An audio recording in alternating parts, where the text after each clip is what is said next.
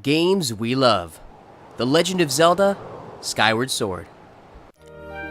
Skyward Sword is perhaps one of the most divisive games in the Legend of Zelda series. It has wonderful temples and a fantastic story, but on the other hand, it is a game that relies on motion controls. And let me just emphasize that it is this game's biggest weakness.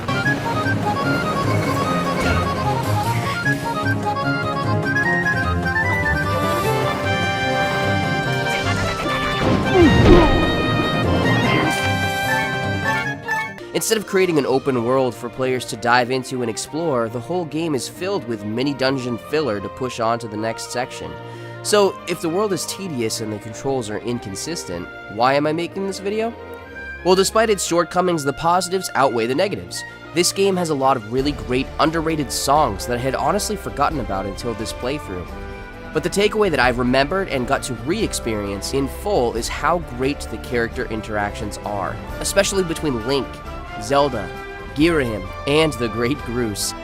Groose in particular received some of the most rewarding character development ever seen in a side character in a Zelda game. The temples are a huge positive in this game, with the motion controls actually benefiting some unique puzzles.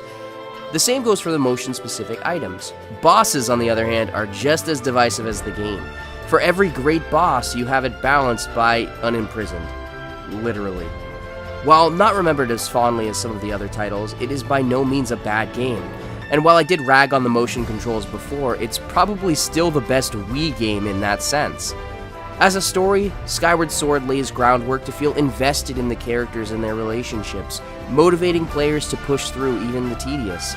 You feel connected to this version of Link and get a chance to actually know Zelda, more so than most of the other games in the series.